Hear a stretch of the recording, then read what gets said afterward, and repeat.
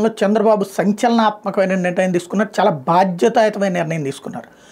నా వీడియోలు ఫాలో అయ్యేటటువంటి వాళ్ళకి ఐడియా ఉంది. జగన్ ఉన్నటువంటి సందర్భంలో నేను కనీసం ఒక 5-6 సార్లు వీడియోలు పెట్టుంటాం. మనం పొల్యూషన్ ఫ్రీ అంటున్నాం. చక్కటి అవకాశం పక్కనున్న తెలంగాణ కూడా ఎలక్ట్రిక్ వాహనాలకు సంబంధించినటువంటి పన్ను రాయితీలు ఇస్తుంది.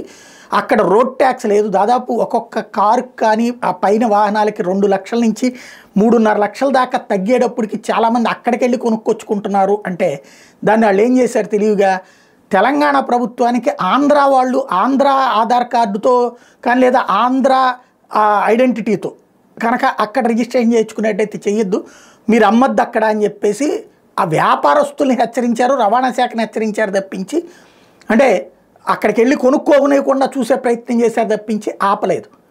ఇక్కడ ఇవ్వలేదు, ఇక్కడ ఫెసిలిటీ ఇవ్వలేదు. ఏదో ఇస్తున్నారని ప్రపోజల్స్ పెట్టారన్నారు, ఏం జరగలేదు. బట్ చంద్రబాబు గారి దగ్గరికి రాగానే ఎలక్ట్రిక్ వెహికల్స్కి సంబంధించి ట్యాక్స్ని మినహాయిస్తూ ఆదేశాలు ఇచ్చారు. రాష్ట్రంలో విద్యుత్ వాహనాలు కొనుగోలు చేసి రిజిస్ట్రేషన్ చేసుకునే వాళ్ళకి పూర్తిగా పన్ను రాయితీ ఇస్తూ ప్రభుత్వం శుక్రవారం ఉత్తర్వులు జారీ చేసింది. రాష్ట్ర ప్రభుత్వం సస్టైనబుల్ ఎలక్ట్రిక్ మొబిలిటీ పాలసీ 4.0ని అమల్లోకి తీసుకురాగా అది ఉన్నంతకాలం ఈవీలకు మోటార్ వాహన పన్ను మినహాయింపు వర్తిస్తుందని, ఇది 2024 నుంచి 29 దాకా ఉత్తర్వులో పేర్కొన్నారు. హైబ్రిడ్ 4 చక్రాల వాహనాలకు మాత్రం ఇది వర్తించదని ప్రభుత్వం తెలిపింది. ఈ మేరకు రవాణా శాఖ ముఖ్య కార్యదర్శి కాంతిలాల్ దండే ఉత్తర్వులు జారీ చేశారు. చాలా అద్భుతమైనటువంటి నిర్ణయం.